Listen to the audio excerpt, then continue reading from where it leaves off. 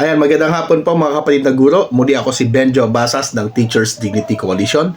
Nung mga ulat na tayo na natanggap, no, na meron ng mga teacher po natin na nabayaran na, no, nung additional honorarium, no, mula doon sa COMELEC, yung 1,000 additional honorarium, no. So medyo natagalan din ng kaunti, no, pero we keep on asking naman, no, the COMELEC on the status of this additional honorarium, no. At nakita naman po natin, ano, ayan, i-share ko po sa inyo, no. At nandun din sa TDC page, no, yung ilan po sa palitan, ano, nung sulat natin, ano, sa COMELEC, no. Tinatanong nga natin yung status, yung manner at yung schedule no release, no. And finally, of course, no, tinatanong din natin, ano, kung ito ba ay subject pa rin, ano, doon sa tax na 15%. So, nasagot na po yan lahat, no? Ang estado po niyan, naibigay na, no, ng COMELEC main, no, doon sa field offices sa mga regions, no, yung pondo. Ano, at well, nung Thursday nga, no, sabi ko nga po sa inyo, nagsimula na rin silang magbayad, no?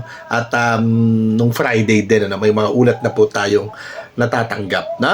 At pangatlo, no, yung tanong natin kung meron ba itong tax, well, yes, of course, no, meron pa rin, ano, na 15% tax, no. Sabi ng mga nakatanggap, no, ito ay 850. Kaya nga sabi ng ilang kapatid natin, wag daw nating sabihin 1,000, ano, sabihin daw natin 850. Hindi po kasi ganun, ano po, hindi po ganun, no. Parang sweldo natin, ano, ang sweldo natin ay 30,000, di ba? Subject yan sa tax. Kasi meron ngang tax, di ba? Yun nga po yung isa sa mga issue, no, na dinala natin sa Kongreso, no, nung unang-unang hearing, no, right after the 2025 elections, di ba?